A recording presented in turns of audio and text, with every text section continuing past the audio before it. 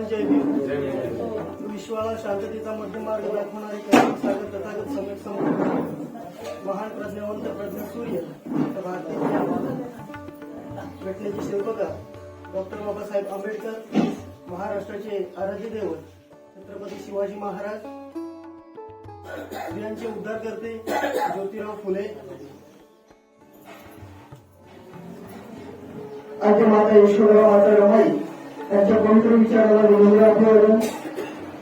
G Buddhist society of India तथा भारतीय बौद्ध महासभा या मातृधार्मिक संस्थेचे संस्थापक डॉक्टर बाबासाहेब आंबेडकर, या मातृधार्मिक संस्थेचे दुसरे अध्यक्ष चैत्यस्तूपाचे शिल्पकार तमाम बौद्धाचार्यांचे जन सूर्यपुत्र यशवंत दादा भाईसाहेबजी आंबेडकर आणि या संस्थेच्या राष्ट्रीय संरक्षक आदरणीय ज्यांनी या वनांचं नंदनवन केलं आणि या वनमध्ये माता रमाई यांचं भव्य स्मारक बांधून या जगामध्ये नवं घडवून आणणारे आदरणीय महापत्रिका मीराबाई आंबेडकर, त्याप्रमाणे या संस्थेचे राष्ट्रीय चेअरमन आदरणीय डॉक्टर हरीश रावलिया,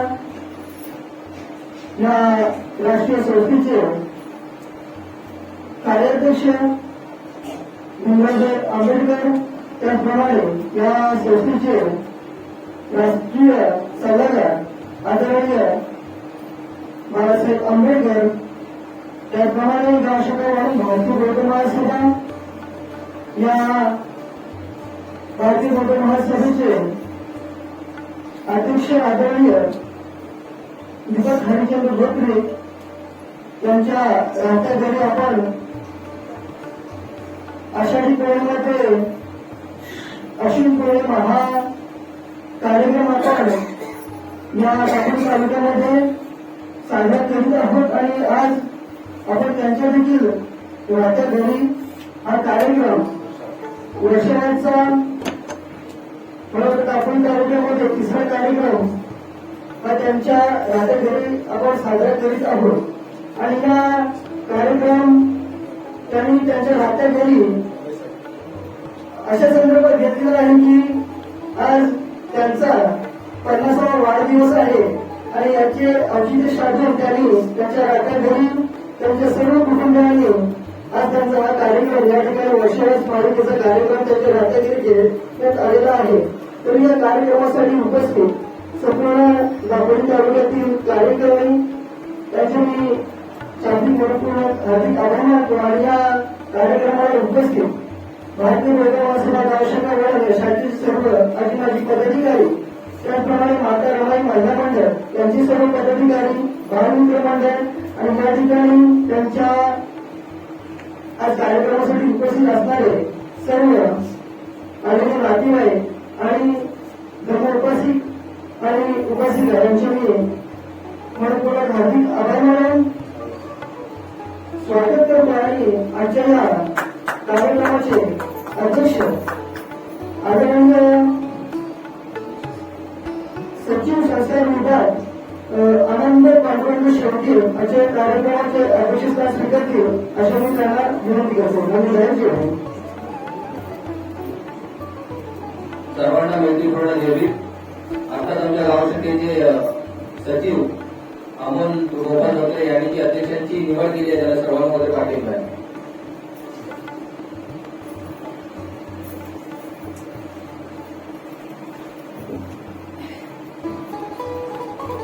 सर्वांना मैत्रीपूर्ण देवी.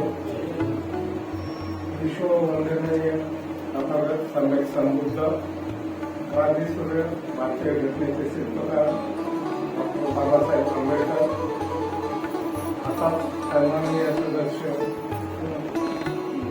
सुरेश यांनी ती सूचना मांडली आणि त्या सूचनेला मान देऊन मी अध्यक्षपद स्वीकारतो आणि पुढील त्यांना विनंती करतो की पुढील कार्यक्रम चालू करावा.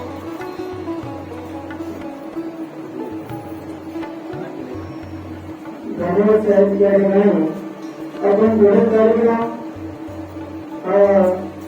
उद्योगाचं घेणार आहोत आणि प्रतिमाभूषण त्याप्रमाणे मी त्यांच्या हार्दिक मानतो की त्यांचे आज या दापोली तालुक्यामध्ये आज खऱ्या अर्थाने पुढे भविष्यामध्ये आज मोठं कार्य करणार आहे ते माझे श्रावण आणि प्रवचनकारक या ठिकाणी ते कॉलेज करून आज आपल्या समाजामध्ये आज मोठं कार्य करत आहेत आणि या दापोली तालुक्याचे संस्कार विभागाचे उपाध्यक्ष आणि आमचे मित्र साहेबजी घाडगे असे प्रवचन कार्य कार्यक्रमाचे आहेत तरी मी त्यांना विनंती करतो की आपण पुढील कार्यक्रम हाती घ्यावा. जय हो.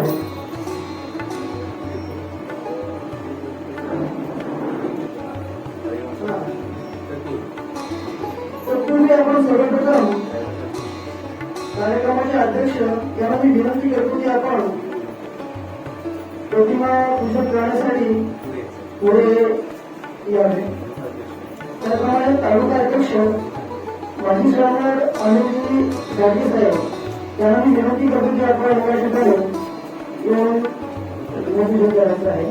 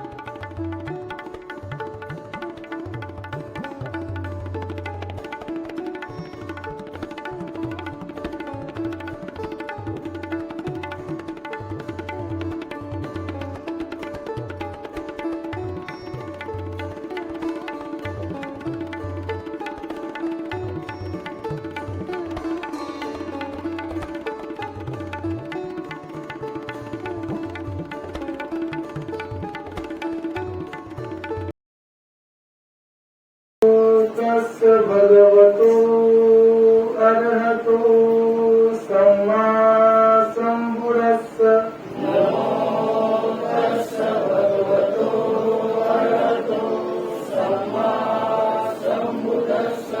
बुद्धं शरणं गच्छामि.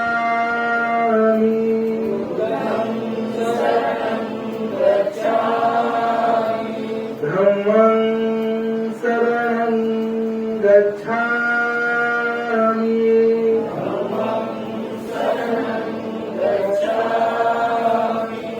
संघं शरणं गच्छामि.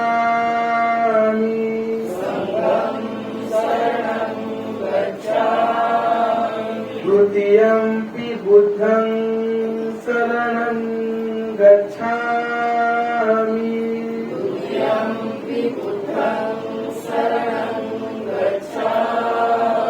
तृतीयंपि धम्मं शरणं गच्छामि.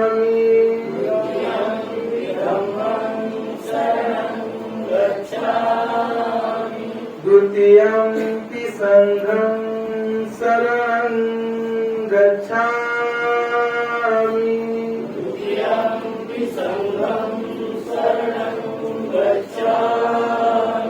तृतीयंपि बुद्धं शरणं गच्छामि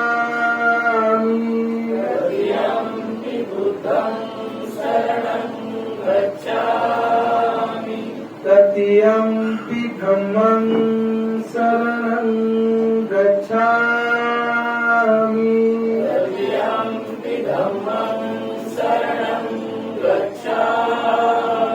तृतीयंपि संघं शरणं गच्छामि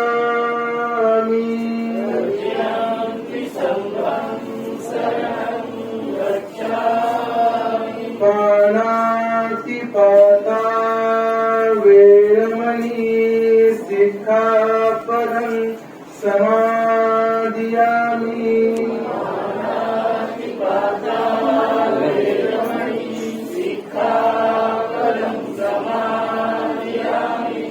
अदिन्नदाना वेरमणि सिक्खापदं समादियामि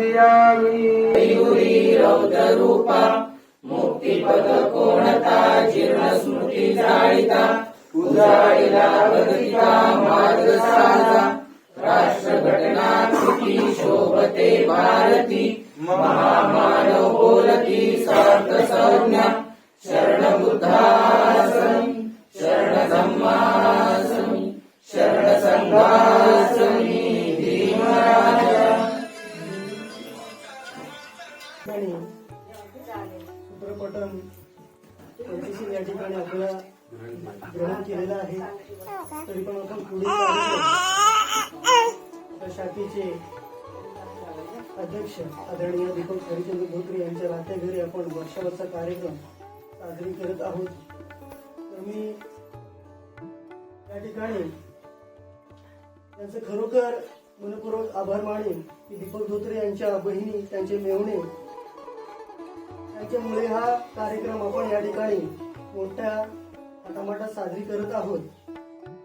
आणि त्यांचा आज वाढदिवस देखील आहे आणि या दोन्ही कार्यक्रम त्यांच्या राहत्या घरी आपण साजरी करीत आहोत. आणि या कार्यक्रमासाठी उपस्थित दापोली तालुका यांचे आपण स्वागत करणार आहोत.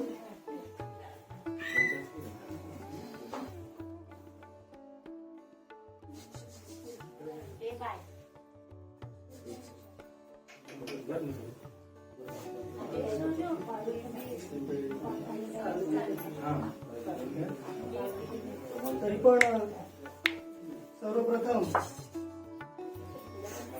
आपण स्वागत करत आहोत दापोली तालुका अध्यक्ष.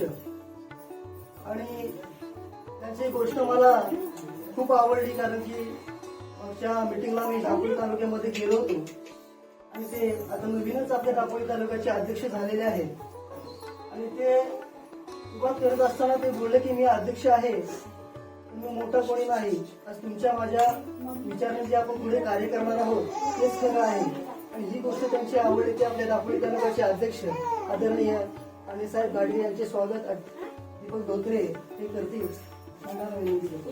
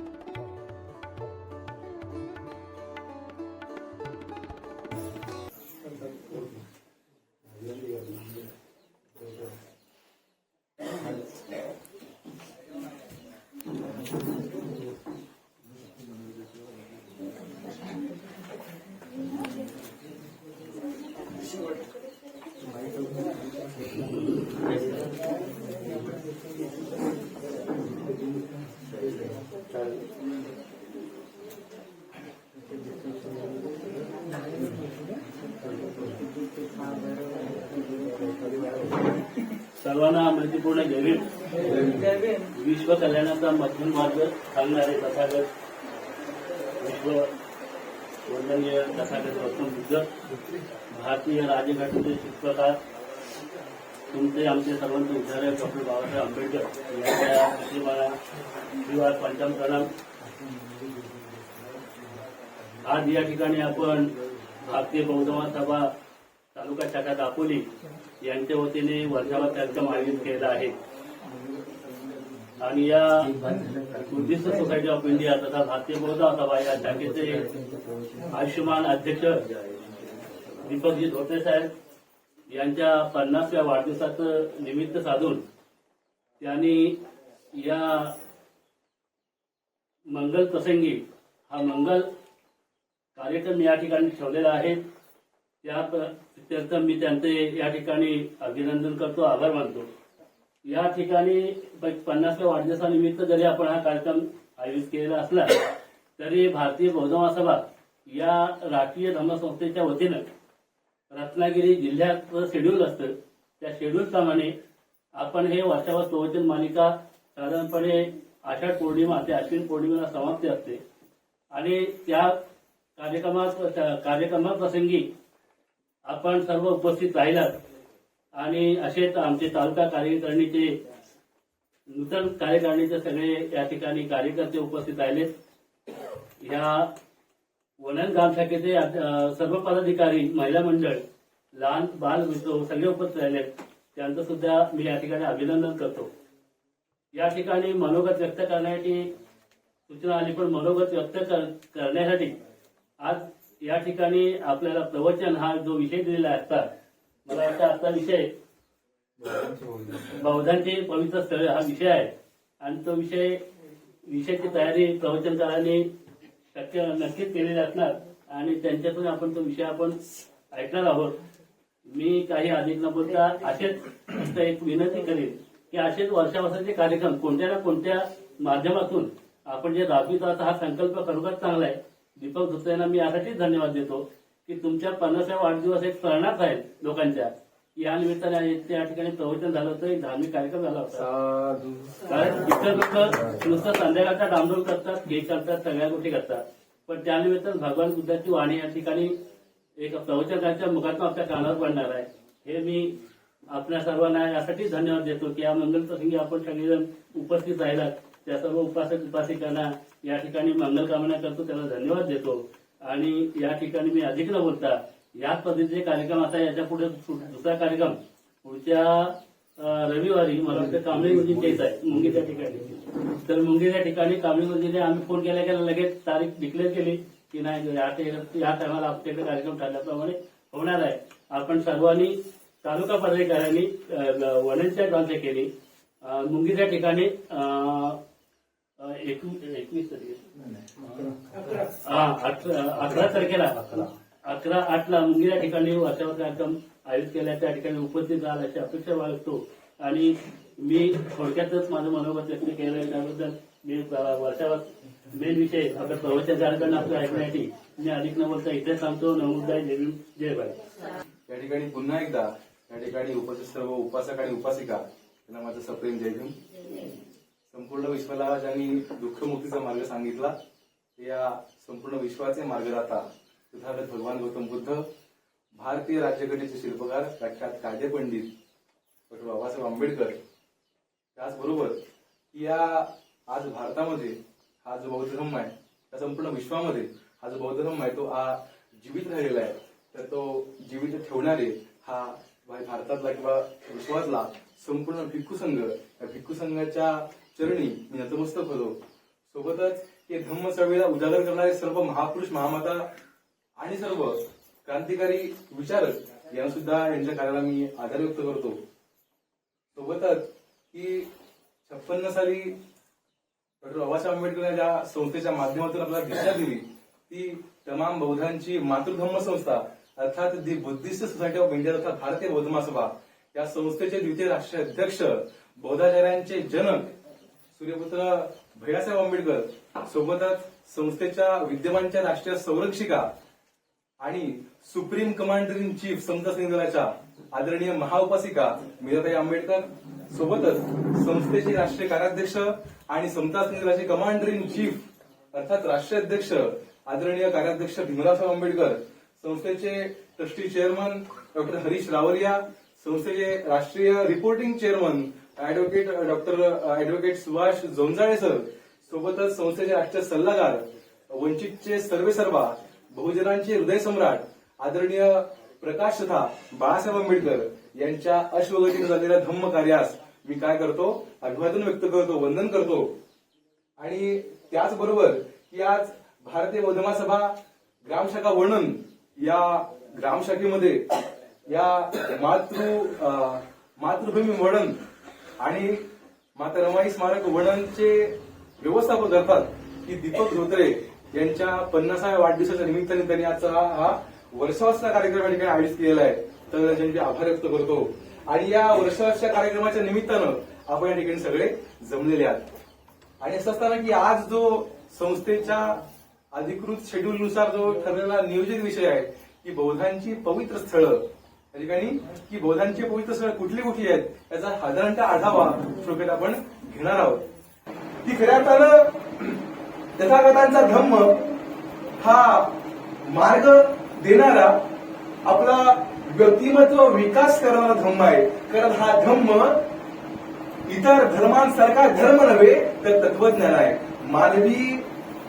मानवी व्यक्तिमत्वाचा सर्वांगीण विकास करणाऱ्या तत्वज्ञान म्हणजे तथागतांचं तत्वज्ञान. आणि तथागतांच्या तत्वज्ञानाच्या अंतर्गत येणारी पवित्र स्थळ आहेत त्याचा आढावा आपण लवकर या ठिकाणी घेणार आहोत. तत्पूर्वी ही प्रस्तावना केली आणि म्हणून मग खऱ्या अर्थानं हे तत्वज्ञान आहे, हे खऱ्या अर्थानं हा जो बौद्धांचा हा जो धम्म आहे तो आपल्या मानवाचा गैर केल्याचा धम्म आहे. आणि म्हणून मग मी आपल्याला विनंती करेन की मी धम्मपद घेतोय आणि धम्मपद पुढच्या विषयाला सुरुवात करतोय. आपण सर्वांनी मनोभावे हात जोडायचे. सुखो बुद्धानुत्पादो सुखो सद्धम्म देशना सुखा संघस्स सामगी समगानं तपो सुखो.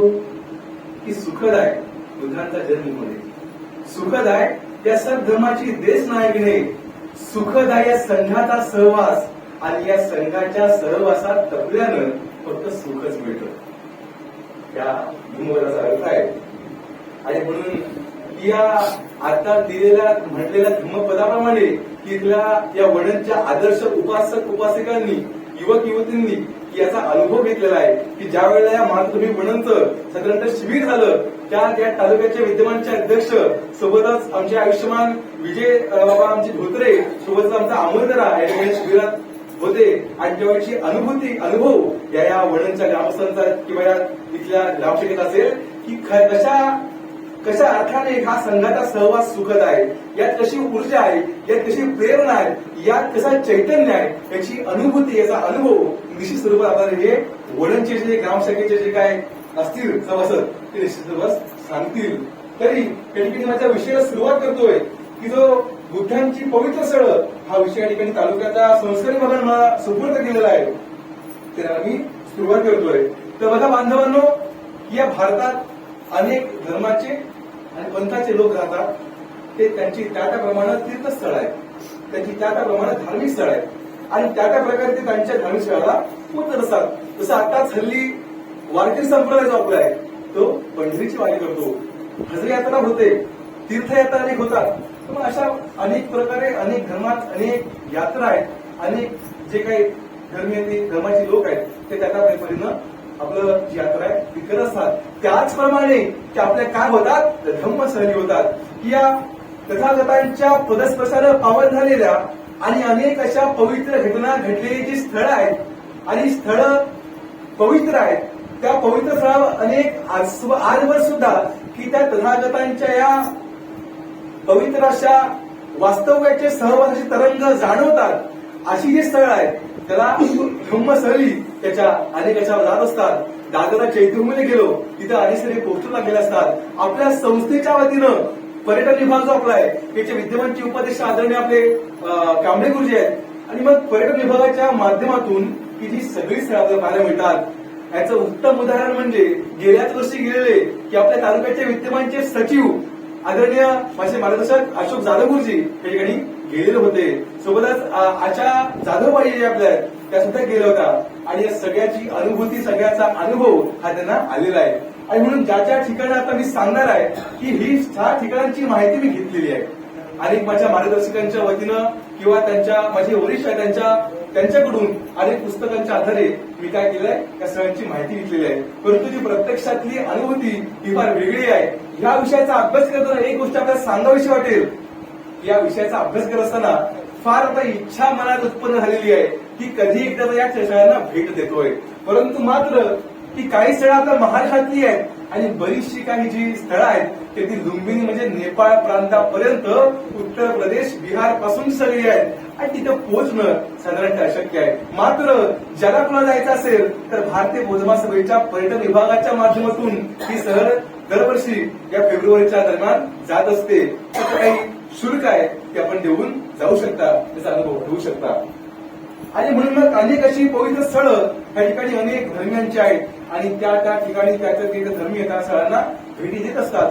त्याचप्रमाणे की या बौद्धांची पवित्र स्थळ आहेत त्या बौद्धांच्या पवित्र स्थळांना आपण आपल्या आयुष्यात किमान एकदा भेट द्यावी असं जो त्या ठिकाणी जातो हे सांगतो.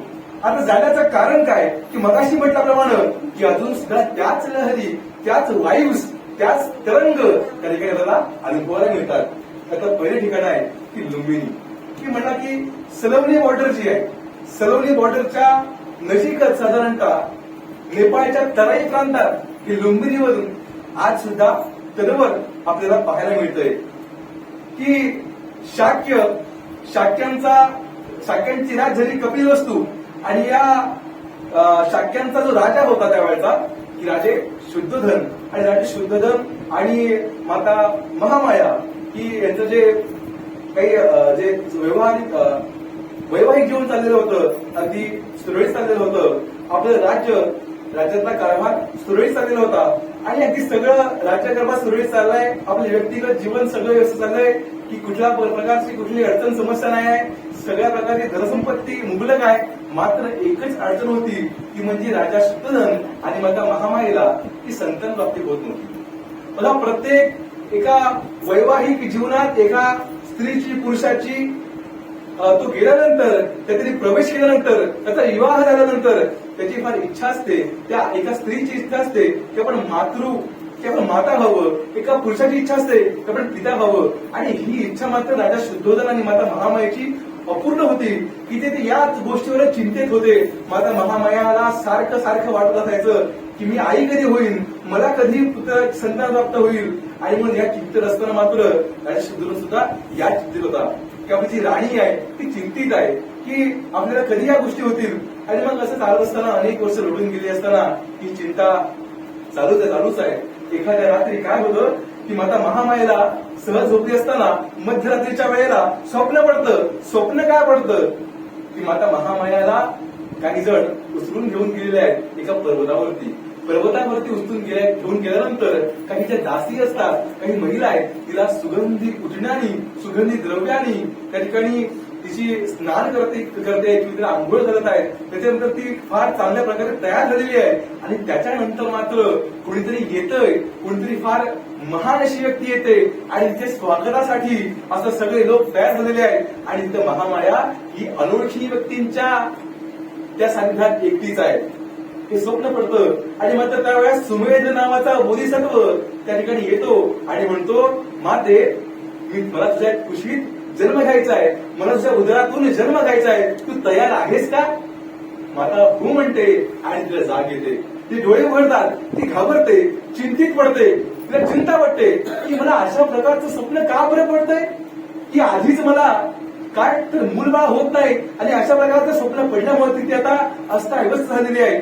तिचं जे मन आहे ते उचित झालेलं आहे की अशा प्रकारचं स्वप्न मला का बरं पडलं की सुमेध नावाचा बोधिसत्व माझ्या स्वप्नात का बरं आला तुम्ही त्या ठिकाणी कुठल्या ठिकाणी गेले होते अशा अनेक प्रश्नांनी ती काय होते चिंतित होते ती विचलित होते. राजाला हकीकत सांगते की राजन की अशा प्रकारचं स्वप्न मला पडलेलं आहे. आणि मग स्वप्न पडलं असताना मला याचा नेमका अर्थ लागत नाही. मला अशा प्रकारचं स्वप्न का बरं पडलं की याचं उत्तर पण मला द्या. राजा विचार करतो. विचार केल्यानंतर त्याला काही असं उत्तर मिळत नाही. म्हणून तो काय करतो की ब्राह्मणांना बोलवतो. कुठल्या ब्राह्मणांना बोलवतो की जे ब्राह्मण स्वप्नाचा अर्थ लावतात, अर्थ सांगतात, अशा ब्राह्मणांना बोलवतो. आणि ब्राह्मणांना बोलवून तो मग काय करतो, त्यातला एक लहान जो ब्राह्मण असतो, साधू असतो, त्याचं नाव सुदत्त नाव असतं.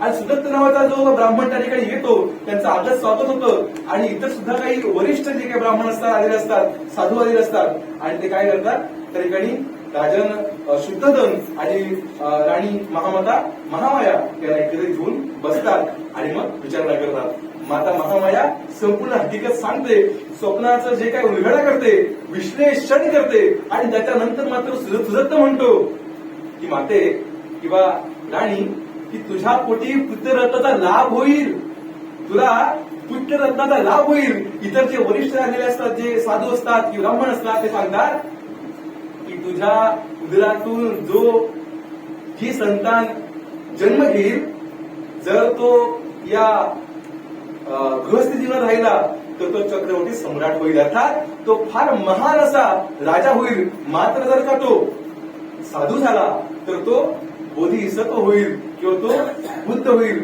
अशा प्रकारचा हकीक, अशा प्रकारचं काय सांगतात आणि ते निघून जातात.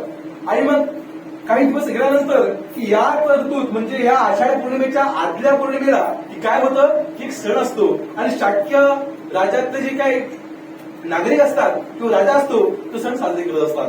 आणि राणीची इच्छा होते की राजन, मला हा सण फार चांगल्या प्रकारे साजरा करायचा आहे, मला दानपारमिता करायची आहे. मला या निमित्तानं जे आपल्या राज्यातले जे काही नागरिक आहेत, लोक आहेत, जे आपली प्रजा आहे, त्यांना भोजन दान द्यायचं आहे, त्यांना गोड धोड खायला द्यायचं आहे, मला अनेक गोष्टींचं वाटप करायचं आहे. मला हा सण हा फार चांगल्या प्रकारे साजरा करायचा आहे. राजन, मला परवानगी द्या आणि त्या प्रकारे तुम्ही तयारीला लागा.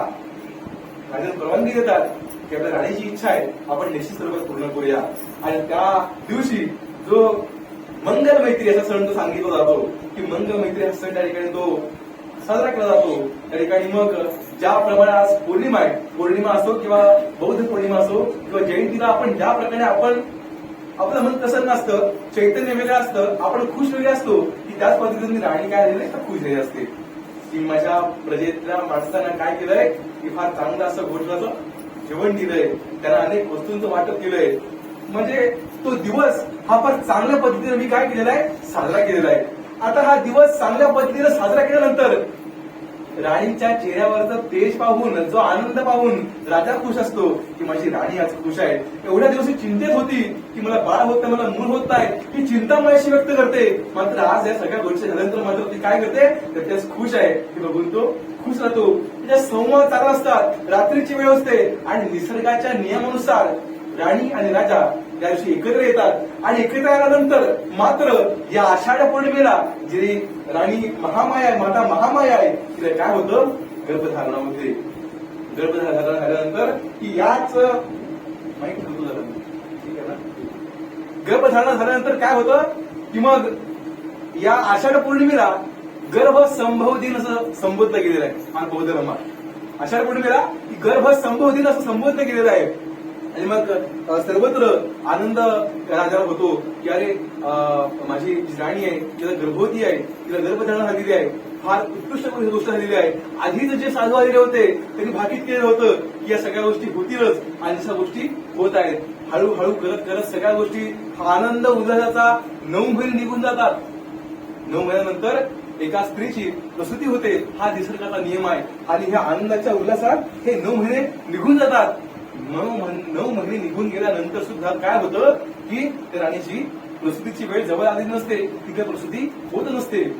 मग त्यावेळेला मात्र राणी इच्छा व्यक्त करते की राजन, की माझं जे माहेर आहे देवदह नगरी, माझं जे माहेर आहे देवदह नगरी, त्या ठिकाणी मला जायची फार इच्छा झालेली आहे. आणि माझं पहिलं बाळपण मला त्या ठिकाणी मला करायचं आहे. आपण मला परवानगी द्यावी आणि तशी तयारी करून घ्यावी.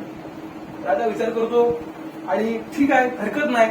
आणि मग त्या प्रकारे पालखी तयार केली जाते, पालखी सजवली जाते, अनेक दासी आणि सोबत काही मुबलक सैन्य वेदात पाठवलं जातं. या ठिकाणी कपिलवस्तूवरून राणीची पालखी निघालेली आहे. काही सैन्य तिच्या संरक्षणासाठी सोबत दिलेले आहेत. दासी तिच्या सोबत आहेत. तिची आता गर्भवती असताना 9 महिन्याची वेळ असल्यामुळं 10 महिन्याची वेळ असल्यामुळं ती या ठिकाणी काय आहे तर तिची काळजी घेण्याची अनेक दासी तिच्या सोबत आहेत. काही सैन्य आहेत आणि तिची पालखी चाललेली आहे.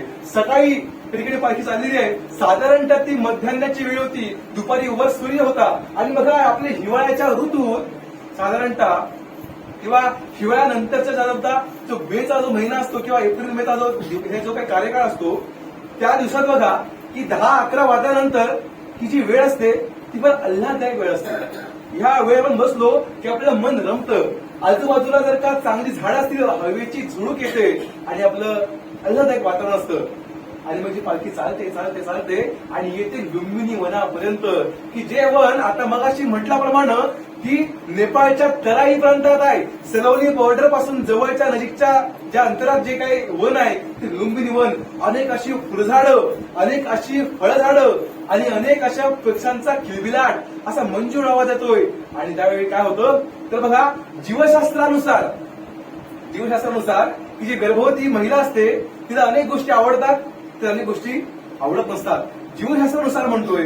आणि मग असं असताना मग राणीचं मन थोडंसं उल्हासतं आणि राणी म्हणते की मला इथं थांबायचं आहे. मला काहीतरी विश्रांती करायची आहे. माझं मन इथं रमतंय. मला इथं थांबायचं आहे वनात. आणि आपण नंतर मग आपण आपल्या पुढच्या प्रवासाला काय करू तर निघून जाऊ. मग ठीक आहे राणीची इच्छा आहे आपण थोडा वेळ थांबूया. ती पालखी उतरली जाते. राणी त्या पालखीतून उतरते आणि थोडा वेळ विरंगुळा म्हणून त्या ठिकाणी भ्रमण करत असते. विरंगुळा म्हणून काय करते ती फिरत असते. म्हणजे टाइमपास करायचा म्हणून आपली राणी फिरत असते. आणि फिरत असताना मात्र जवळच्या एका शाल वृक्षाची फांदी म्हणून नजरा जाते तर काय होतं हवेची झुळूक येते. हवेची झुळूक आल्यानंतर फांदी वर जाते. माता महामाईचा हात वर जातो आणि 10 महिने गर्भवती असलेली माता महामाया काय होतात तर बसलीच्या वेदना जाणार होतात. ती आवाज दासीनं मारते. ते सैन्य असताना त्या ठिकाणी जागृत होतं. आणि मग राणी दादा वेदना चालू झालेल्या आहेत. आणि त्याच काही क्षणात त्या ठिकाणी त्या राणीचं प्रसूती होते आणि त्या ठिकाणी तिच्या पहिल्या बाळाला त्या ठिकाणी जन्म देते. त्याच त्या वृक्षाखाली त्याच लुंबिनी वनात की माता महामाईला आणि शुद्धून राजाला काय होतं संतान प्राप्ती होते. लगेचच सैन्य पळतात. कपिल वस्तूला जातात आणि सांगतात राजन ही आनंदाची खबर आहे की या ठिकाणी तुम्हाला संतान प्राप्ती झालेला आहे. देवदह नगरी जाणारी पालखी तशीच मागं वळते आणि पुन्हा कपिल वस्तूला येते. काही दिवसात त्या ठिकाणी बाळाचं नाव ठेवलं जातं सिद्धार्थ गौतम. त्या ठिकाणी बाळाचं नाव ठेवलं जातं. आणि मग नाव ठेवल्यानंतर त्या ठिकाणी असं काहीसं हा लुंबिनी वन त्या ठिकाणी का हे बौद्धांचं पवित्र स्थळ आहे की 10 महिन्यानंतर झालेलं बाळ जे आहे शुद्ध राजाचं आणि माता महामाईचं याचा जन्म झाला की 10 महिन्यानंतर आणि 32 वेगळी गुण आणि लक्षणं तथागतांच्या शरीरावर होती. मला ती आता माहिती उपलब्ध नाही. तुम्हाला ऐकायची असतील माहिती करून घ्यायची असतील तर ती माझ्याकडे माझ्या घरी उपलब्ध आहे. माझ्या श्रावणेर शिबिराच्या वेळेला माझे गुरुवर्य पूज्य बनते दीपंकरजी यांनी मला सांगितलेली होती की 32 लक्षणांनी युक्त असलेले तथागत भगवान गौतम बुद्ध होते. 32 लक्षणांनी युक्त म्हणून ते मानव असून सुद्धा थोडेसे कुठेतरी वेगळे होते. मानव असून वेगळे होते. पुढे सांगणार आहे 6 वर्ष अन्न पाण्याशिवाय तपस्या केली असणार ते महामानव आहेत महापुरुष आहेत. म्हणजे विचार करू शकता आपण कुठल्या महापुरुषाचे अनुयायी आहोत. आणि म्हणून सांगताना की नेपाळला आपण म्हटलं की इसवी सन पूर्व 563च्या वैशाख पौर्णिमेला सिद्धार्थ गौतमाचा जन्म झाला आणि संपूर्ण शाक्य राज्य होतं ते आनंदी झालं. राजाने त्या दिवशी फार आनंद उत्सव साजरा केला. कपिल वस्तू जी काही राजधानी होती या शाखेची सिद्धूंची ती आनंदून गेली की आपल्या राजाला इतक्या वर्षांनी काय झालं तर पुत्र रथाचा लाभ झाला. सगळे आनंदले. आणि मग असं काहीसा हा लुंबिनीचा जो काय इतिहास आहे या ठिकाणी ज्यावेळी प्रियदर्शी राजा चक्रवर्ती सम्राट अशोक या ठिकाणी पोचतो त्यावेळेला त्यांनी काय केलेलं आहे तर या ठिकाणी माता महामाईचं विहार बांधलेलं आहे. त्या विहारात 6 फूट उंचीची त्या ठिकाणी ती मूर्ती पाहायला मिळते किंवा ते कोरलेलं पाहायला मिळतं. ती गुरुजी सांगतील ठिकाणी. आणि ती शाल वृक्षाखाली असं पाहायला मिळतं आणि शाल वृक्षाखाली असं ते स्पर्श करताना ती पाहायला मिळतं असं वर्णन मला माझे मार्गदर्शक किंवा वरिष्ठ सांगतात. आणि सोबतच 22 फूट उंच असलेला स्तंभ या ठिकाणी बांधलेला आहे। या लुंबिनी वनात काय 22 फूट उंची, साधारणतः ही 10-12 फूट उंची असावी, 22 फूट उंची ह्याच्या डबल, आणि त्यावरती लिहिलेला आहे सम्राट अशोकांनी की इथं सिद्धार्थ गौतमाचा जन्म झाला। इथं सिद्धार्थ गौतमाचा जन्म झाला म्हणजे त्याच ठिकाणी सिद्धार्थ गौतमाची जन्म झाला असा गुरुजी बरोबर ना। त्या ठिकाणी साक्षीराव माणूस त्या ठिकाणी तयार आहे आपल्याकडं, आणि म्हणून मग असं हे पवित्र स्थळ बघा की आपल्याला ऐकून किती मनाला चैतन्य मिळतं की अरे अशा प्रकारचं स्थळ आपलं आहे। आणि लुंबिनी माझी सुद्धा पण इच्छा झालेली आहे की कधीपर्यंत तिथं पोहोचतोय त्या लुंबिनीचं तराई होणार आणि त्या ठिकाणी अभिवादन करतोय।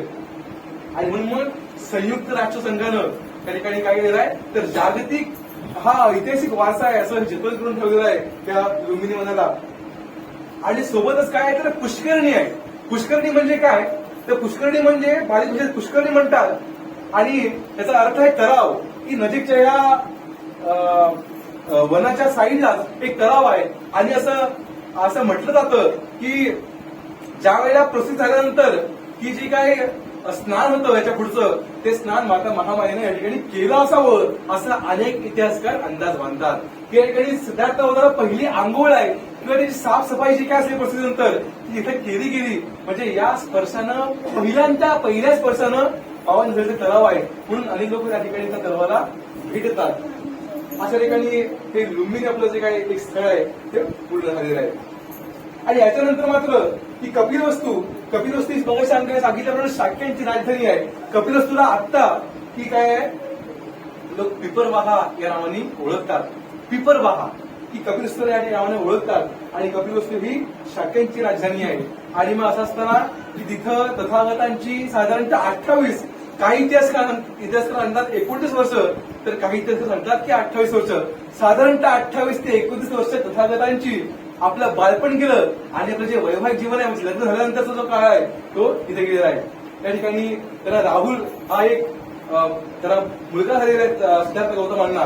आणि मग याच्यानंतर की 3 महल की राजाला माहिती होतं, भाकीत केलेलं होतं, आणि म्हणून भाकीत केलेलं म्हणून पुत्राचा लाभ झाला। मात्र ह्याच्या पुढचं जे भाकीत आहे ते खरं ठरेल का मग की माझा जो हा मुलगा आहे सिद्धार्थ गौतम आहे जो इथला राजकुमार आहे तरी जर का हे संन्यासी जीवन स्वीकारलं तर, आणि मग तो सगळ्यांना सोडून गेला तर असं सगळं होतं। आणि मग काय करतो तर त्याला सुखसुविधा परिपूर्ण सुखसुविधा असतील असं 3 महाल तयार करतो की 3 ऋतूंकरिता 3 वेगवेगळे महाल, उन्हाळ्यासाठी वेगळा महाल, पावसाळ्यासाठी वेगळा महाल आणि हिवाळ्यासाठी वेगळं महाल, अशी 3 महाल त्या ठिकाणी कपिलवस्तू आपण गेलो आज सुद्धा तर पाहायला मिळतात असे इतिहासकार सांगतात। आणि म्हणून की शाक्यांची जी संस्कृती होती त्याचं दर्शन आज सुद्धा त्या ठिकाणी घडतं। त्या ठिकाणी आपण गेलो तर मात्र त्या ठिकाणी काय झालं होतं की इसवी पूर्व 65ला जन्म झाल्यानंतर की 29 वर्षाचा कालखंड लोटला आणि पुढं साधारणतः काय झालं की नदीच्या पाण्यावरून वाद झाला, दुष्काळाचा जो काळ होता, आणि त्यात काय झालं तर जी शाक्य आणि कोली ह्या 2 राज्यांना विभागते ती रोहिणी नदी, शाक्य आणि कोली या 2 राज्यांना विभागणारी रोहिणी नदी, या रोहिणी नदीवरनं वाद होतो। आणि वाद झाल्यानंतर मग काय होतं की त्या ठिकाणी असं युद्ध होणार हे निश्चित होतं की आता या नदीवरनं युद्ध हे निश्चित आहे। आणि युद्ध होणार निश्चित असल्यामुळं त्या ठिकाणी सिद्धार्थ गौतम काय करतात की त्याला विरोध करतात की ठिकाणी युद्ध होण्यापेक्षा मात्र आपण काय करू तर समझोता करून सामंजस्यानं की आपण पाणी वाटून घेऊ आणि हा जो काही मार्ग आहे प्रश्न आहे तो मार्गी लावू। मात्र की 20 वर्ष झाल्यानंतर जसं आता भारतीय धर्मसभेत 18 वर्ष झाल्यानंतर किंवा आपण अनेक मंडळात सभासद होतो किंवा सभासद स्वीकारतो किंवा जे काय त्याचप्रमाणे जो क्षत्रिय संघ होता, शाक्य संघ होता, त्या शाक्य संघात 20 वर्ष पुढे झाल्यानंतर सिद्धार्थ गौतमांनी काय केलं असतं सभासद घेतलेलं असतं आणि त्याचा तो एक भाग असतो। मात्र या व्यवस्थेच्या विरोधात बोलल्यामुळं की क्षत्रियांचा युद्ध हा धर्म आहे, तो धर्म तू बुडवलास असं म्हणून काय होतं त्याला शिक्षा होते। 3 शिक्षा असतात, 3 कंडिशन असतात, त्या 3 कंडिशन 3 अटी ठेवल्या जातात। पहिलं म्हणजे की तुला तुझ्या कुटुंबासहित या ठिकाणी आम्ही वाईट टाकू दुसरी शिक्षा की तुला आम्ही काय करू तर तुला संपूर्ण संपत्ती त्यागून तुला या ठिकाणी साधं जीवन जगावं लागेल तुझ्या कुटुंबासहित. आणि तिसरी शिक्षा अशी होती की तुला काय करावं लागेल हे राज्य सोडून जावं लागेल. तू इतर कोणत्याही राज्यात जा माझ्या तुला या राज्यात राहता येणार नाही. आणि मग एका रात्रीचा वेळ दिला जातो की एका रात्री तुला निर्णय घ्यायचा आहे. सिद्धार्थ गौतम विचार करतात आणि दुसऱ्या दिवशी गृहत्याग करतात आणि गृहत्याग करून मग त्या ठिकाणी ते पुढं चाललेच असतात की असा असणारा ही कपिल वस्तू आहे. आणि कपिल वस्तूला राहिल्यामुळे अशा अनेक अवशिष्ट ठिकाणी आहेत. त्यामुळे हे बौद्धांचं दुसरं पवित्र स्थळ आहे असं मानलं जातं. त्याच्यानंतर मात्र तसं येतात राजगृह ही मगधांची राजधानी आहे. ती बिंबिसार राजा जो होता त्याची राजधानी आहे. आणि मग त्या ठिकाणी आपलं पायी त्यांचा प्रवास चालू होतो गृहत्याग केलेला असतो. आणि मग असं करत असताना की तथागतांना माहिती असतं की इथं अनेक असे ऋषीमुनी आहेत, इथं अनेक साधू संत आहेत, तर इथं आपण जाऊयात. आणि म्हणून ते काय करतात तर राजगृहाला जातात. राजगृहाला आता राजगिरी या नावाने ओळखतात. राजगिरी आत्ताचं नाव आहे. आणि राजगृहाला गेले असतात आणि असं करत करत करत ते दिप्पाड बांध्याचा चेहऱ्यावर तेज आहे असा एक अगदी विलक्षण कोणतरी साधू संत आपल्या राज्यात आलेलं हे बिंबिसार राजाला कळतं. आणि बिंबिसार राजा हा तसा सिद्धार्थ गौतमाच्या साधारणतः 5-6 वर्ष जुना आहे असं इतिहासात नोंद आहे किंवा सांगितलं जातं. आणि म्हणून बुद्धांचे समकालीन या भागात की आपण बुद्ध येण्याचा धम्म हा जो ग्रंथ आहे त्यात बघितलं की बुद्धांच्या समकालीन या भागात बिंबिसार राजाची नोंद आहे त्या ठिकाणी सांगितलं जातं. आणि म्हणून मग त्या ठिकाणी राजगृहाला या ठिकाणी बुद्ध गेलेले आहेत. राजगृहाला गेल्यानंतर मात्र त्या ठिकाणी बिंबिसार राजाला कळलेलं आहे की असं वेगळा कोणतरी माणूस वेगळा एक साधू या ठिकाणी आलेला आहे आणि तो आपल्या या राज्यात भ्रमण करत आहे. बघा भ्रमण करत असताना मात्र तेव्हा बिंबिसार राजा काय करतो स्वतः येतो आणि पुढे जरा आपण जाऊन बघूया की नेमकी कोण आहे. आणि मग विचारणा होते आणि तो ओळखतो की हा शाक्यांचा राजकुमार आहे, हा शुद्धंधराचा मुलगा आहे. मग तो म्हणतो अरे तुम्ही इथं कसे, तुम्ही इथं आलात कसे आणि तुम्ही या परिवेशात कसे काय, तुम्ही या वेशात कसे काय. मग त्यावेळेला तथागत सांगतात की मी गृहत्याग केलेला आहे आणि मी दुःखाचं कारण शोधण्यासाठी अनेक प्रश्न माझ्या मनात आहे. त्याचं कारण जाणण्यासाठी मी काय केलेलं आहे तर गृहत्याग केलेला आहे. आणि गृहत्याग करून मी आता काय करतोय या वैरागी जीवनात आलेला आहे. मी संन्यासी जीवन स्वीकारलेलं आहे. तथागत सांगतात बघा बुद्धाने तो धम्मात रेफरन्स सांगतो की इथं पूर्ण संवाद साधलेला आहे. बिंबिसार राजा आणि सिद्धार्थ गौतमाचा संपूर्ण संवाद त्या ठिकाणी बाबासाहेबांनी नमूद केलेला आहे. मग संवाद होतो त्या ठिकाणी बिंबिसार राजा म्हणतो की तू माझ्यावर काय कर, तुम्ही माझ्यावर काय करा की चालून या, युद्ध करा, माझा अर्धा सैनिक घ्या, मी तुम्हाला संपूर्ण सैन्य देतो, मात्र तुम्ही असं करू नका. कारण त्याला माहिती असतं की या शुद्धंधर राजाचा जो मुलगा आहे तो कोणत्या प्रतीचा किंवा राजा असणार आहे किंवा होणार आहे किंवा याची बुद्धिमत्ता काय आहे, त्याची कौशल्य काय याचा अंदाज कुठेतरी बिंबिसार राजाला असतो. मात्र तथागत त्याला नाकारतात. त्याच्या त्या प्रपोजलला त्याची जी काही विनंती असते विनवणी असते नाकारतात आणि म्हणतात की मी माझ्या मार्गावर चाललेलो आहे, तुम्ही मला रोखू नका. शेवटी हा संवाद झाल्यानंतर मग बिंबिसार राजा म्हणतो की ठीक आहे हरकत नाही, मात्र जेव्हा तुमची इच्छा पूर्ण होईल की तुम्हाला काय होईल तर तुम्ही संबोधी प्राप्त होईल, तुम्हाला तुमच्या प्रश्नांची उत्तरं मिळतील, त्या वेळेला मात्र तुम्ही काय करा की तुम्ही माझ्याकडे या आणि मला या गोष्टी मला सांगा. आणि त्या ठिकाणी हो म्हणून बुद्ध पुढं मार्गदर्शन करतात.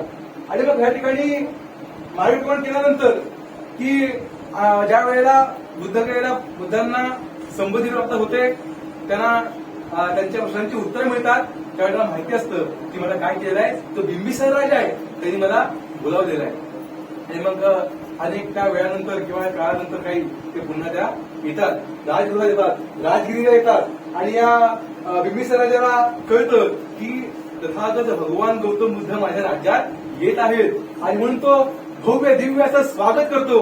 त्यावेळेला मात्र तथागतांचा सोबत भिक्खू संघ असतो की तथागत आपल्याला माहिती की 5 जे पंचवर्गीय जे परिव्राजक असतात त्यांना धम्मनिषेध दिल्यानंतर तथागतांचा हा संघ तयार होतो आणि मग तथागतांचा संघ आलेला असतो.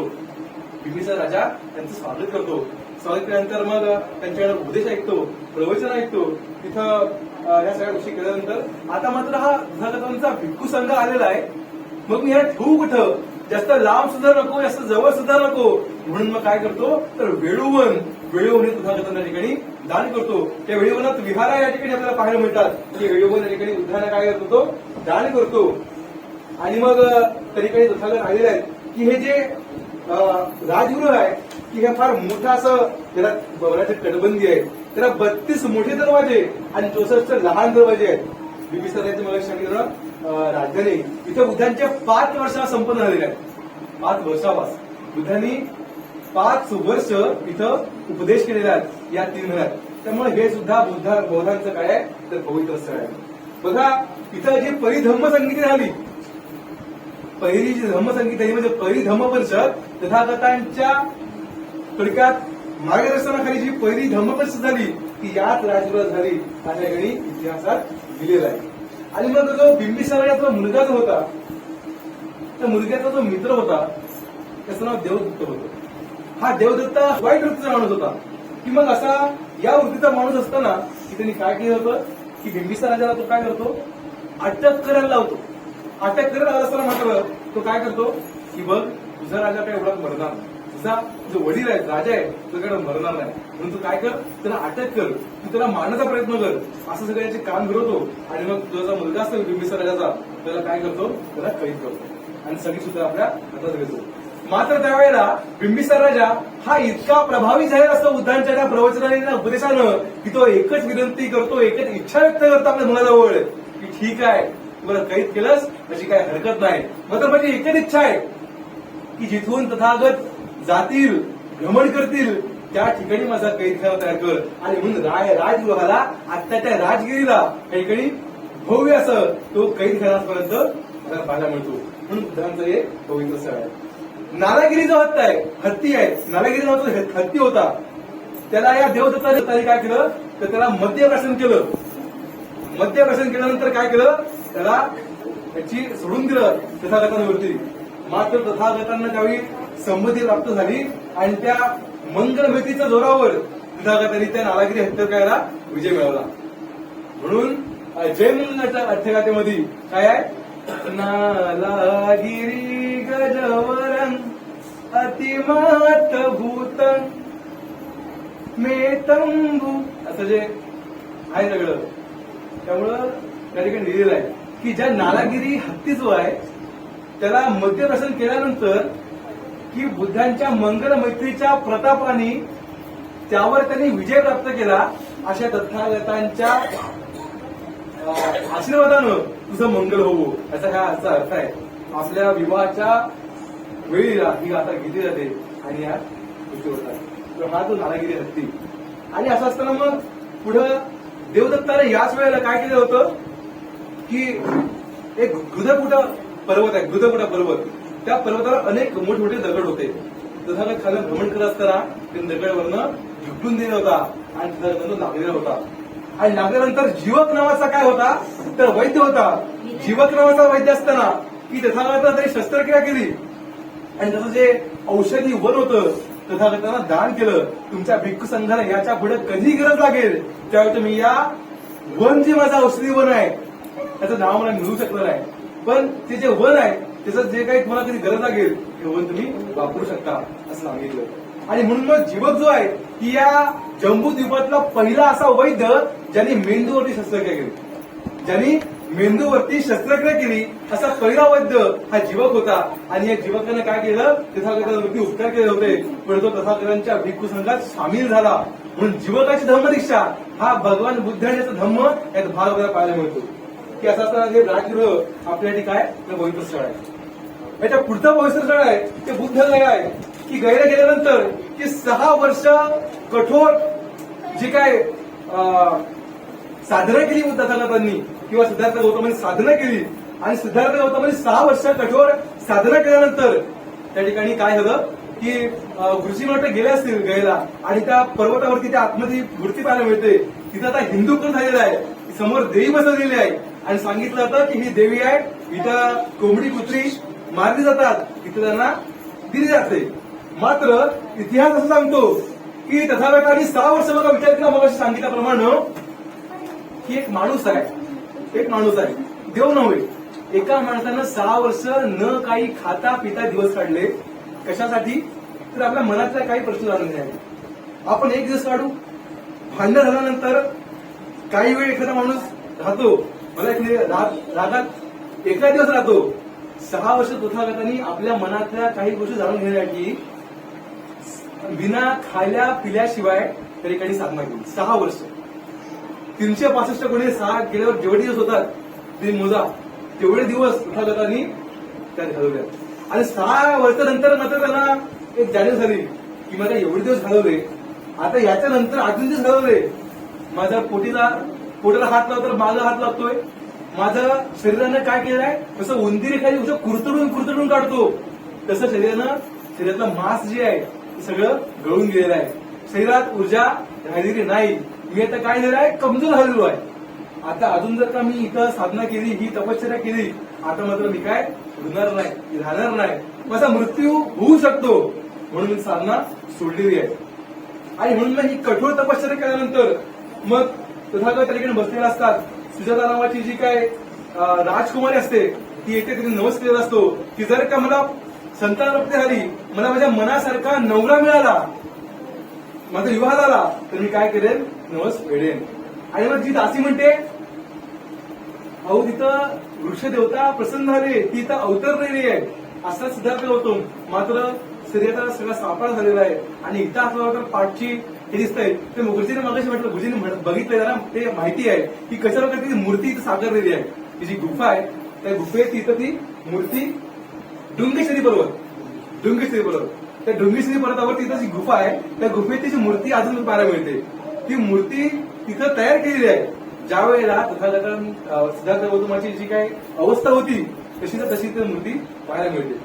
आणि म्हणून मग असं झालं, सुजाता आली, सुजाता म्हणते की हे देवता की मी नवस केला होता आणि मी आपल्याला वृक्षदेवता समजते, माझा नवस पूर्ण करते. सिद्धार्थ म्हणतात की हे माते, मी देवता नव्हे, मी मनुष्य आहे. मी कोण आहे तर एक परिराजक आहे. आणि म्हणून मग मी काय करतोय तर माझी साधना चालू आहे, माझी तपश्चर्या चालू आहे, काही प्रश्न तर मी त्याची उत्तरं मिळवतोय, म्हणून मात्र मी तर माझी साधना करतोय. मी देवता नव्हे, मी माणूस आहे. मग सुजाता म्हणते की अच्छा ठीक आहे, मान्य आहे की ज्याप्रमाणे माझ्या इच्छा पूर्ण झाल्या त्याप्रमाणे तुमच्या इच्छा सुद्धा पूर्ण होतील. एवढेच म्हणते आणि ती जाते. त्या ठिकाणी तिनं गोड धुराचं जेवण आणलं असतं. त्या ठिकाणी गुळ आणि तांदूळ याचं मिश्रण केलेलं त्यामुळे खीर म्हणतो, ते सगळं गोड धुराचं जेवण आणलं असतं. ते तथागतांना देते, ते स्वीकारतात. ते सुद्धा म्हणतात आणि कमजोर शरीर झालं असतं की शरीरातलं मांस शरीरानं सगळं खाऊन ठेवलेलं असतं आणि फक्त शरीर सापळा झालेला असतो, त्याला स्वीकारतात. आणि जे सुवर्णाचं जे ताट असतं ते परत देत असतात. मग ती म्हणते की आम्ही एकदा दान केलेली वस्तू परत घेत नाही. ते ठीक आहे म्हणतात, ते खाऊन घेतात. आणि नदीची जी नदी आहे तिथे जातात. त्या नदीच्या गेल्यानंतर काय करतात, तिथं नदीला म्हणतात की जर का मला संमती प्राप्त होणार असेल तर हे जे मी फेकणारं जे ताट आहे, जे पात्र आहे ते उलट्या दिशेला जाईल, जर होणार नसेल तर ते खाली जाईल. मात्र याच्यात पण अनेक मिथ्स अँड फॅक्ट्स आहेत. याच्यात अनेक मिथ्स अँड फॅक्ट्स आहेत, म्हणजे अनेक त्यात खरं आहे, अनेक काही गोष्टी त्यात आहेत. आणि मग असं सगळं होतं आणि ते काय येतं, पात्र उलट्या दिशेनं घरच्या जातं. बघा तरी कधी उलट्या दिशेने मात्र जातं, त्यांना अनुभूती होते किंवा कल्पना येते की अरे पात्र उलट जाते, मला समृद्धी प्राप्त होईल.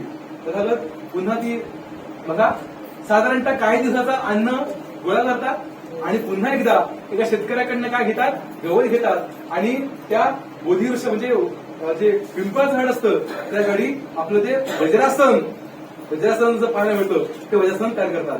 हे वज्रासन गैला पाहायला मिळतं. गुजरात बघितलं असेल का, गुरुजीने बघितलं. गैर ते वज्रासन तथागतांनी गवतानं तयार केलं आपलं आसन वज्रासन आणि सम्यक समाधी लावली. त्यावेळेला ती सम्यक समाधी लावलेली ते वज्रासन आज सुद्धा पाहायला मिळतं गैला. आणि मग सम्यक समाधी लावली, काही वेळ आपल्याला पुरेल असं अन्न गोळा केलं आणि त्या ठिकाणी सम्यक समाधी लावल्यानंतर त्याला अनेक प्रकारची चिंतन करू लागले, साधना पुन्हा चालू केली, चिंतन करू लागले. आणि मग मात्र या अखंड विश्वातला जिद्दखोर मानव, माणूस नाही म्हणतात, जिद्दखोर मानव म्हणजे तथागत भगवान गौतम बुद्ध. जिद्दखोर मानव की साधना लावली, वज्रासन तयार केलं, वज्रासन तयार केल्यानंतर मग काय केलं, सम्यक समाधी लावली. सम्यक समाधी लावल्यानंतर आपल्या मनाला चॅलेंज केलं मैदानात चॅलेंज काय केलं, माझ्या मनात जे मला मारायला येतील, म्हणजे काय करतील की जे वाईट विचार माझ्या मनात येतील त्याच्यावर मी विजय प्राप्त करेन. जोपर्यंत त्याच्यावर मी विजय प्राप्त करणार नाही मी इथून हलणार नाही. निश्चय केला, निर्धार केला की जोपर्यंत तथागत जिद्दखोर मानव म्हटलं मी, या विश्वातले जिद्दखोर मानव का म्हटलं की सम्यक समाजावरती वज्रसन काय केलं, जोपर्यंत मला माझ्या प्रश्नांची उत्तरं मिळत नाही, जोपर्यंत माझ्या मनातले वाईट विचार येणं बंद होत नाही, तोपर्यंत मी इथून हलणार नाही. अखेर आपल्या जिद्दीला ते जागले, त्यांची जिद्द पूर्ण झाली आणि मग काय केलं, तथागतांच्या त्या डोक्याच्या मागं अशी किरण तयार झाली. किरण त्याला संस्कृत मध्ये काय म्हणतात तर तेजस्वी वलय म्हणतात. तेजस्वी वलय म्हणतात. आणखी त्याला आणि 2 शब्द आहेत. त्याला पालीमध्ये एक शब्द आहे, मात्र तो नाही मिळू शकलो नाही, पण त्याला संस्कृत मध्ये तेजस्वी वलय किंवा हिंदू धर्मातले जे लोक येतात तेजस्वी वलय म्हणतात. ते तेजस्वी वलय प्राप्त झालं. तथागतांना काय मिळालं, दुःखाचं कारण मिळालं, 10 परमिता मिळाल्या, आर्य अष्टांगिक मार्ग मिळाला आणि विशुद्धी मग्ग मिळाला. विशुद्धी मग्ग या ठिकाणी तथागतांना प्राप्त झाला. तथागतांनी सम्यक समाधी लावली, त्यांची इच्छा पूर्ण झाली, त्यांना सम्यक समाधी प्राप्त झाली. बोधिसत्व सिद्धार्थ गौतम आता तथागत झाले. भगवान गौतम बुद्ध झाले. त्यांना बुद्धत्व प्राप्त झालं. सम्यक समाधी लावली तोपर्यंत ते बोधिसत्व होते. बोधिसत्व प्राप्त झाल्यानंतर मात्र सम्यक समाधी लावल्यानंतर जेव्हा तेजस्वी वलय प्राप्त झालं तेव्हा त्यांना बुद्धत्व प्राप्त झालं. बुद्धत्वाची व्याख्या अशी सांगितली जाते की जो स्वतः सहित संपूर्ण विश्वाचा किंवा इतरांचा उत्कर्ष करू शकतो, तो जो स्वतः सहित, जर का मी आहे की माझ्या सहित इतरांचा विकास करू शकतो, तर मला ते बुद्धत्व प्राप्त होऊ शकतं. त्याला अनेक त्या पायऱ्या आहेत, त्या अनेक पायऱ्या तथागतांनी प्राप्त केल्या, त्यानंतर त्यांना ते बुद्धत्व प्राप्त झालं. म्हणजे आपले जे महापुरुष आहेत ज्यांना आपण वंदन करतो, आपण ज्यांना मगाशी त्रिसरण केलं, आपण त्याच्या बुद्धाला वंदन, त्यांना वंदन केलं, त्याच्या धम्माला वंदन केलं, त्याच्या संघाला वंदन केलं, त्या आपल्या महापुरुषांनी आपल्याला हा मार्ग द्यायला की हा जीवन सुखकर करणारा मार्ग देण्यासाठी किती खास्ता खाल्ल्या याचा अनुभव आपण आता घेतो किंवा याचा आढावा घेतो. त्यामुळे मग त्यांना तेजस्वी वलय प्राप्त झालं आणि जो समृद्धी प्राप्त झाली, ते बुद्ध झाले. तथागत भगवान गौतम बुद्ध एक साधूच्या समोर आला. ते ठिकाणी पुढं निघाले, पुढच्या रस्त्याला निघाले. एक साधू आला. साधू आल्यानंतर मग साधू म्हणतो की तुम्ही कोण आहात, तुम्ही कोण आहात. ते म्हणतात तथागत आहे, मी तथागत आहे. साधू म्हणते की तुम्ही आहात तरी कोण, तथागत आहे असं म्हटल्यानंतर त्याला काही ते कळत नाही, त्या लक्षात येत नाही. आणि तो कोण असतो तर तो महावीर पंथाचा जो साधू असतो, तो त्या ठिकाणी कसा जातो, तिथून पुढे निघून जातात आणि पुढे आणखी प्रवास करत असताना त्यांना ब्रह्मदेशातून आलेले 2 व्यापारी मिळतात. ब्रह्मदेशातून आलेले 2 व्यापारी मिळतात.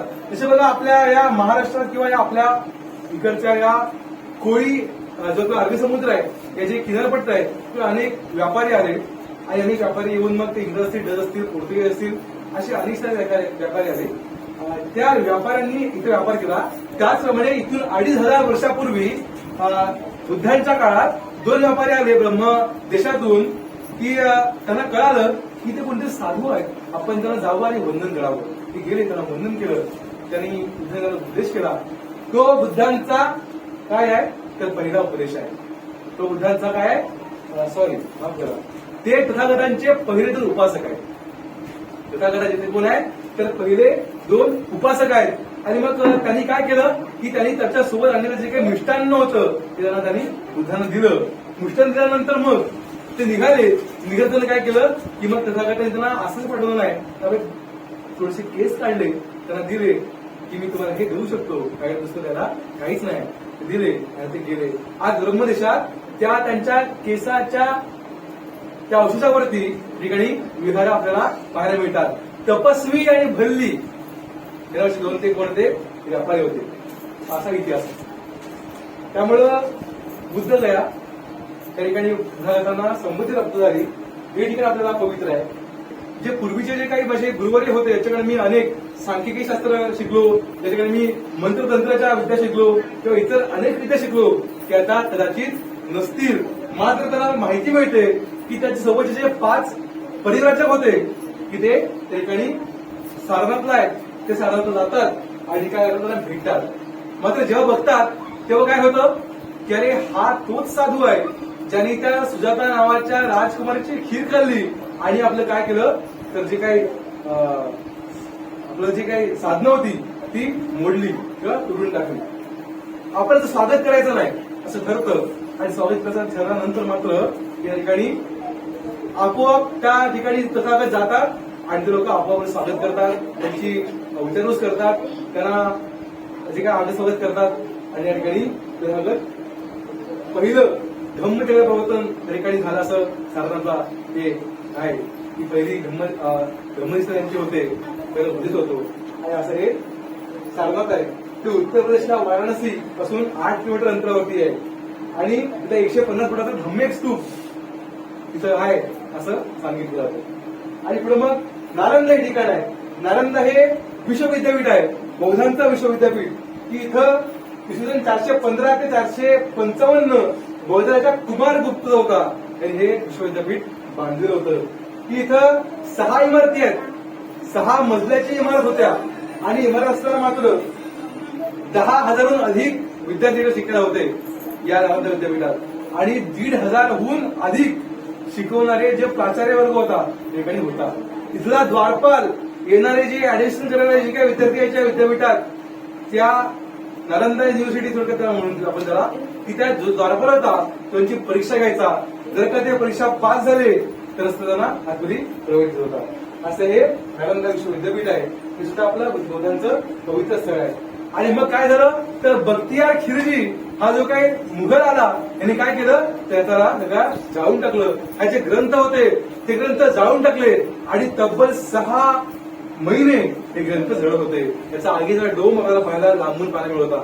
आणि मग 6 महिने हे विश्वविद्यापीठ जळत होतं. त्याचे ग्रंथ सगळे जळून गेलेले आहेत आणि म्हणून अनेक असे इथले शिष्य होऊन गेलेले आहेत. हा विषय वेगळा आहे की विश्वविद्यापीठ हा विषय फार वेगळा आहे. त्यामुळे अनेक प्रवचनकार फार चांगल्या प्रकारे मांडतात की वैशाली जे ठिकाण आहे ते बिहारला मुझफ्फरपूर या ठिकाणी पाहायला मिळतं. त्या ठिकाणी बुद्धांची 6 वर्ष झालेली आहेत. शेवटचा वर्षवास आणि महापरिनिर्वाणाची घोषणा ठिकाणी बुद्धांनी या वैशालीलाच केलेली आहे. महाप्रजापती गौतमी स्त्रियांना घेऊन गेली आणि तिथं स्त्रियांचा भिक्खू संघ तयार झाला. त्याच्यानंतर शिष्य आनंद सोबत त्याचा होता आणि मग हे सगळे गेले आणि म्हटले की तथागत तुमचा जर का हा एवढा मानवाचा कलंकरी असताना बौद्धधर्म आहे तर आम्हाला स्त्रियांना का तुम्ही स्थान देत नाही, स्त्रियांना समाविष्ट का करून घेत नाही. मग तथागतांनी ते मान्य केलं. स्त्रियांच्या समस्या असतात त्यामुळे त्यांनी ते घेत नव्हते. मात्र त्यांनी इच्छाच्या प्रती त्यांना घेतलं, त्यांच्यासाठी वेगळे नियम तयार केले आणि मग स्त्रियांचा भिक्खू संघ तयार झाला. त्या ठिकाणी बघा म्हणून जे वैशाली जे ठिकाण आहे ते आपल्याला पवित्र ठिकाण आहे. मग अशी जे आपण म्हटलं की राजगृह हे जे ठिकाण आहे किंवा या राजगृह ठिकाणी की हे धम्मसेनानी सारीपुत्त आणि महामोगलायन की त्यांच्या मागे असे हजारो त्यांचे शिष्य असायचे. म्हणून धम्मसेनानी त्यावेळेचे त्यांची कत्तल करून हत्या केली गेली. त्यांची कत्तल करून हत्या केली गेली. आणि म्हणून आपला बौद्ध धर्म की ज्या वेळेला अखंड जम्बूद्वीप हे बौद्ध राष्ट्र होतं मात्र ही अशी कत्तल केली गेली आणि म्हणून काय झालं हळूहळू बौद्ध धर्माचा ऱ्हास होत गेला. तर अनेक कारण आहेत. आणि हे धम्मसेनानी भंते सारीपुत्त आणि भंते महामोगलायन या ठिकाणी धम्मसेनानी होते. यांच्या मागून असे हजारो श्रमण ते श्रामणेर यायचे. भिक्खू संघ यांचा असा असायचा आणि हे धम्मसेनानी होते. आणि असं ते पवित्र स्थळ आहे मग सांगितल्याप्रमाणे. आणि दुसरं स्थळ आहे ते कुशीनगर आहे. कुशीनगरला मल्लांची राजधानी आहे. मल्ल जे राज्य होतं त्याची राजधानी होती. शुंद लोहार जो होता इथला ते शुंद लोहारांनी काय केलं तथागतांच्या संघाला तथागतांना जेवायला बोलवलं. भिक्खू संघाला भोजन करणारा बोलवलं आणि भोजन करायला बोलवलं असताना मग काय झालं की त्यांनी काय केलं तर त्या भोजनाला विषबाधा केली. तथागतांना ही चाहूल लागली या एका पदार्थात की विषबाधा केलेली आहे. मग त्यांनी काय केलं की चुंदर सांगे चुंदा की हा पदार्थ फक्त मला दे, इतरांना देऊ नकोस, इतरांना ते पचवू शकत नाही. तथागतांनी काय केलं तर तो पदार्थ खाल्ला आणि त्याला निघून गेले. धर्मोपदेशेला देसना दिली, निघून गेले. तर तथागताची प्रकृती बिघडली, तर अतिसर होऊ लागले. ते वेगवेगळ्या 6 ठिकाणी त्यांनी एक विश्रांती घेतली, आराम केला. म्हणजे एवढी काय झालं तर प्रकृती किती खालावली. आणि मग त्या ठिकाणी कुशीनगरला त्या ठिकाणी ते वास्तव्यासला गेले आणि त्यांचं काय आलं थोडं अखेरची त्यांनी जी काही घोषणा केली होती माझ्या महापरिनिर्वाणाची, माझी वैशाख पौर्णिमेला काय होईल, माझं महापरिनिर्वाण होईल किंवा निपाण होईल. त्यामुळे तसं ते झालं. आणि म्हणून इथं कुशीनगरला त्या ठिकाणी त्यांनी शेवटचा संदेश दिला आपल्या भिक्खू संघाला, की काय दिला की अत्त दीप भव स्वयं दीप भव. अत्त दीप भव स्वयं दीप भव हे शेवटचे उद्गार सांगतात, की शेवटचे 3 उद्गार देऊन त्याच्यानंतर त्यांनी काय केलं, आपला प्राण सोडलेला आहे आणि त्याचं महापरी निर्माण झालेलं आहे, त्याला निब्बाण प्राप्त झालेलं आहे. आणि हे त्या ठिकाणी त्यांची महापरिनिर्वाण मुद्रा पाहायला मिळते. आणि 22 फूट उंचीचा त्यांचं काय आहे तर महापरिनिर्वाण स्तूप पाहायला मिळतो. तर अशी ही बाहेरच्या राज्यातली ही एवढी पवित्र स्थळ आहे. आता महाराष्ट्रातली की जे सर्वात जवळचं पवित्र स्थळ आहे ते म्हणजे मातृभूमी म्हणून. इथले आपण असल्यामुळं आपल्याला जाणवत असेल, मात्र मी इथल्या बाहेरचा म्हणून सांगतो की आपण जर का कधीतरी निरीक्षण करून आलात, आपण जर का आत्मचिंतन करत आलात, तर आपण ज्या वेळेला असणारा जो खालचा चढ सरकून वरती येतो, आपल्याला इथं मायेच्या आणि ममतेच्या लहरी जाणवतात. मायेच्या ममतेच्या लहरी जाणवतात. तर मला जाणवल्या, आपल्याला जाणवल्या असतील किंवा नसतील, मला तसं जाणवतात. त्यामुळे हे स्थळ हे पवित्र आहे. इथं त्या ठिकाणी 10 दिवस वर्षावर आपलं सामने शिबिर झालं, त्यांचा अनुभव असेल. दुसरं स्थळ जे आहे ते स्फूर्तीभूमी आंबडव आहे. स्फूर्तीभूमी आंबडव मी 10 दिवस काढले, तिथली ऊर्जा वेगळी आहे. स्फूर्ती आंबेडकरची जे स्मारक आहे तिथली ऊर्जा फार वेगळी आहे. त्या ठिकाणी निसर्गरम्य वातावरण असलेलं स्फूर्तीभूमी आंबडव मला जर असलं तर त्या भूमीला नाव काय स्फूर्तीभूमी, तर वेगळी स्फूर्ती मिळते, त्याची वेगळं चैतन्य मिळतं. ही पवित्र स्थळ का संबोधली जात आहेत की आज मातृभूमी म्हणून दापोलीतलं मातृभूमी म्हणून का म्हटलं तर हे पवित्र स्थळ आहे. इथं माता रमाईचा जन्म झालेला आहे. ठिकाणी अनेक वेळा बाळासाहेब येऊन गेलेले आहेत. आणि मग असं असताना ती स्फूर्तीभूमी आंबडवे हे सुद्धा काय आहे तर पवित्र स्थळ आहे. याच्यानंतर दीक्षाभूमी काय तर नागपूर सुद्धा पवित्र स्थळ आहे. याच्यासोबतच की चैत्यस्तूप म्हणतो चैत्यभूमी दादर हे सुद्धा पवित्र स्थळ आहे. त्यानंतर मुक्तीभूमी येवला हे सुद्धा पवित्र स्थळ आहे. त्यानंतर क्रांतीभूमी महाड हे सुद्धा पवित्र स्थळ आहे. तेव्हा या ठिकाणी गेल्यानंतर आपल्याला वेगळं चैतन्य, वेगळे अनुभव बघायला मिळतात. हा विषय मी पूर्ण करतोय. यासोबतच की ज्या लेण्या आहेत